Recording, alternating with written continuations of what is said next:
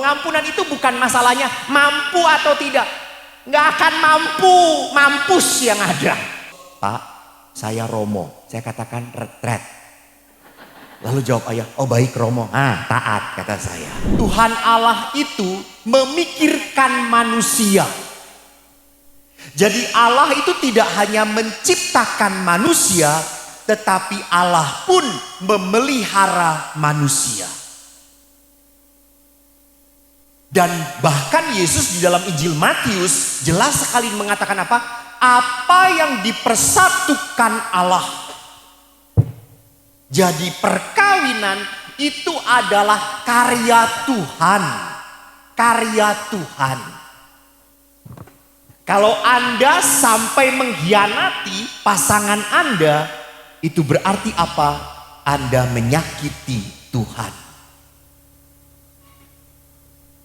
Dan di dalam kitab suci dikatakan juga, manusia tidak baik seorang diri dan aku akan menjadikan penolong baginya yang sepadan dengan dia. Jadi Tuhan Allah tahu bahwa kebaikan itu hanya bisa terjadi kalau yang hadir itu penolong. Bukan yang membuat repot. Penolong. Saya sering kali terharu pada saat melihat sosok ayah. Namun kekaguman saya muncul setelah saya berdamai dengan ayah. Saya mulai kagum lagi dengan ayah. Saya mulai lagi bangga dengan ayah pada saat saya sudah bisa memaafkan ayah. Nanti di dalam proses kedua saya akan berbicara. Tetapi salah satu kekaguman ayah adalah ayah tidak pernah tega melihat ibu repot sendiri. Jadi kalau ibu sedang masak dan cucian banyak, rumah masih berantakan, ayah selalu berkata, kok ayo cuci bareng-bareng dengan ayah. Sama-sama kita bereskan. Jangan enak melihat ibumu capek sendiri, kita juga harus bantu ibu. Itu. Jadi ayah tidak pernah mau ayah diam, duduk dan ibu bekerja. Enggak. Anda ingat toh dalam kisah saya, kalau sudah di tanggal 20 itu adalah tanggal yang rawan. Karena uang gaji itu udah mulai habis. Maka kalau udah tanggal 20 ke tanggal 31, yang suruh ke warung itu Eko. Selalu, kok neng warung. Tumbas nopo bu? Tuku iki. Artonipun pun dibu, ngutang sih leh. Ngutang. Sehingga saya kalau ke warung itu, mbah yang punya warung itu selalu berkata, ngutang neh yole. Nggih mbah, kok ngutang terus. Dan ibu pinter, kalau ngutang saya yang dimajukan ke depan. Maka saya itu dari dulu rupanya diciptakan oleh Allah untuk menjadi Romo pencari dana. Karena wajah saya tuh wajah kasihan gitu ya. Orang kayak gini kasihan banget sih gitu. Saya juga kalau mbah, utang mbah, mbah. Gitu. Lalu ya wes, rapopo, tapi kalau yang bayar utang ibu. Lalu setelah saya jadi Romo, saya datang ke warung itu lagi. Lalu si mbahnya masih hidup hebat gitu. Lalu arep utang neh le. Oh aku wis dadi Romo tak tuku iki warung kata saya. Duit po, oh sultan saiki kata saya itu.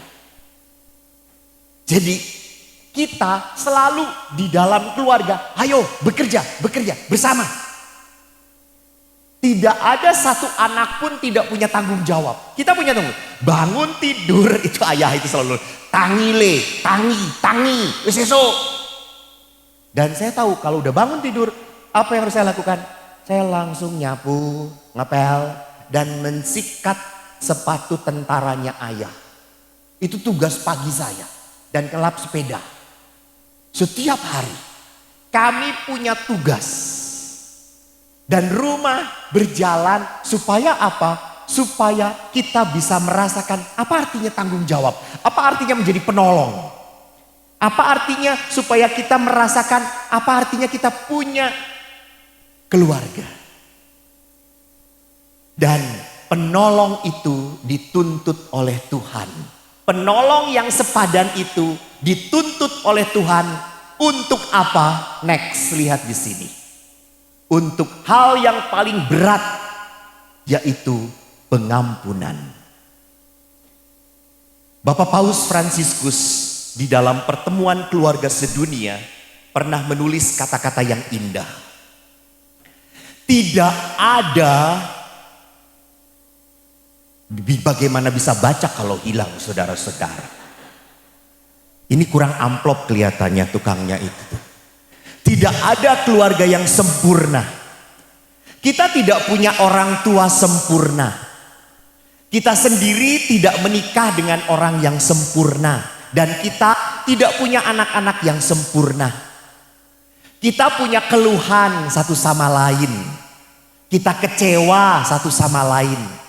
Oleh karena itu tidak akan ada pernikahan yang sehat atau keluarga yang sehat tanpa pengampunan. Jadi pengampunan memang tidak akan pernah membuat saya terlupa. Lupa akan sakit, tidak mungkin. Tetapi pengampunan membuat kita membangun jembatan lagi. Supaya bisa berkomunikasi lagi. Jadi pengampunan itu membuat kita supaya tidak ada tembok. Jadi luka itu membuat kita tembok. Tetapi pengampunan itu kita membuat jembatan. Saudaraku, walaupun Anda mungkin pernah mendengar kisah luka kehidupan saya terluka, sangat terluka oleh ayah. Ayah saya keras, ayah saya kasar, ayah saya memukul. Tadi saya ditanya oleh seorang bapak, apakah Romo, ya saya tahu 1 menit lagi. Apakah Romo merokok? Saya mengatakan tidak, saya tidak merokok. Loh, kenapa? Udah nggak kawin kok nggak merokok? Saya mengatakan, Pak, saya terluka dengan rokok. Saya kelas 3 SD ketahuan merokok oleh ayah. 3 SD. Saya memang nakal. Cuma sudah bertobat. Kalau Anda nakal, enggak tobat-tobat toh. Waktu saya ketahuan merokok oleh ayah, saya dibentak oleh ayah. Kamu merokok. Dan saya selalu tuh berusaha untuk berbohong. Enggak, aku enggak merokok. Masa aku masih kecil merokok, aku enggak merokok. Lalu ayah langsung keras, kamu merokok. Dan saya mengatakan, iya Pak, langsung dihajar saya. Tampar. Dan pada saat saya ditampar, saya menatap ayah. Dan itu tidak boleh. Ayah makin kesal, dia lemparkan sepatu boot yang tinggi ke bibir saya. Bibir saya pecah, gigi saya patah. Saya kabur dari rumah. Saya masih ingat, saya lari ke sawah. Dan di sawah ada kaleng. Saya gambarkan itu ayah saya. Saya tendangin kaleng itu. Nih ayah, nanti kalau Eko udah besar diginiin. Ayo berkelahi setelah Eko besar. Sekarang Eko gak berani, masih kecil. Dan sampai sore ayah tidak mencari saya. Yang mencari saya ibu. Ibu. Pengalaman itu begitu menyakitkan. Sampai akhirnya apa? Sampai saya setelah menjadi imam pun tidak punya rasa sayang pada ayah. Suatu saat waktu saya kuliah di Filipina, saya berdoa. Dan imam yang memimpin doa menyuruh membayangkan supaya kalau ayahmu meninggal. Dan saya tidak menangis. Setitik air mata pun tidak ada. Bahkan saya berkata, ya udah selamat jalan ayah. Tugas kamu sudah selesai. Tapi pada saat saya membayangkan ibu, saya menangis. Saya dekat sekali dengan ibu. Saya nggak kuat. Saya nggak tahan. Ibu adalah sungguh wanita yang paling menyayangi saya. menerima saya apa adanya. Ayah tidak. Ayah lebih bangga dan sayang pada 3 adik saya. Maka waktu saya jadi pastor, saya ziarah ke Israel ataupun ke Roma, saya cari liontin yang paling mahal untuk ibu. $500 pun saya beli liontin untuk ibu. Saya diberi hadiah oleh umat, Romo inti untuk oleh-oleh. Saya belikan semuanya untuk liontin. 1 liontin $500. Saya pulang, saya senang sekali. Bu, ini liontin untuk ibu. Dan ibu senang sekali. Ibu pakai sampai ibu meninggal. Ibu senang. Dan waktu saya kasih kepada ibu, piro le? $500. Larang le. Rapopo bu. Kanggo ibu rapopo. Lalu bapak datang tiba-tiba. Kanggo aku apa? Rosario pak Rosario. Piroki? $1.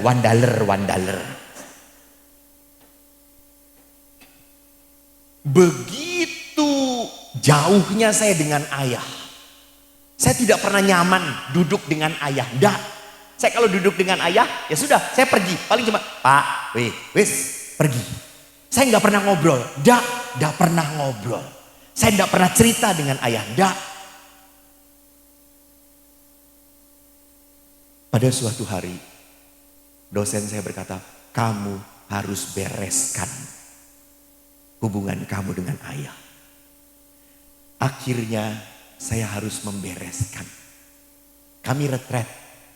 Dan waktu saya telepon ayah, ya kita retret yuk keluarga. Ayah, ibu, dan adik-adik. Apa jawab ayah? Raiso, aku akeh tugas neng gereja. Pak, saya Romo. Saya katakan retret. Lalu jawab ayah, oh baik Romo. Taat kata saya.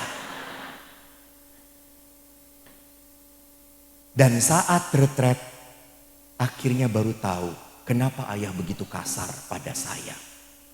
Karena kakek kasar dan keras kepada ayah. Rupanya dia mendapatkan perilaku yang kasar dari kakek. Dan tanpa sadar dia lakukan itu untuk saya. Dan setelah itu saya mengerti. Dan akhirnya saya berdiri dan boleh gak saya memeluk kamu. Dan saya peluk ayah sampai begitu lama. Dan ayah menangis. Dan ayah berkata, ini pelukan yang indah ya kok. Ya Pak, terima kasih. Saya belum pernah dipeluk oleh ayah loh. Sekarang saya baru sadar, saya punya ayah. Dan Bapak Ibu, seluruh luka saya tidak saya lupakan. Tetapi setelah pelukan itu, saya begitu dekat dengan ayah. Sekarang apapun ayah ngobrol dengan saya. Bahkan ayah konsultasi dengan saya. Sampai akhirnya tumben konsultasi mbak aku. Jarene bodoh. Dan ayah berkata, kowe mbien bodoh saiki sithik pinter. Jadi lihat, pada saat kita sudah bisa mengampuni, apa yang terjadi? Kita membangun jembatan kembali. Jadi pengampunan itu bukan masalahnya mampu atau tidak. Nggak akan mampu, mampus yang ada. Nggak bisa.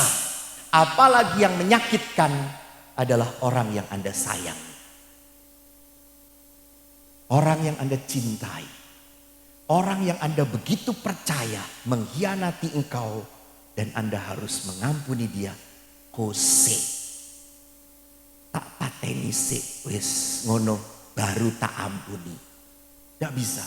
Bapak Ibu, pengampunan itu miliknya Tuhan. Jadi manusia bisa mengampuni kalau manusia minta kekuatan dari Tuhan. Kalau sebagai manusia, Bu, kalau ibu sebagai manusia disakiti oleh suami, apa yang akan ibu lakukan? Bales ya, dibales. Suami punya pacar satu, saya satu lusin. Emangnya cuma dia yang bisa? Saya juga bisa. Ya. Manusia secara manusiawi apa? Balas itu. Tapi pada saat manusia tinggal di dalam Tuhan, Allah yang akan mengubah hati.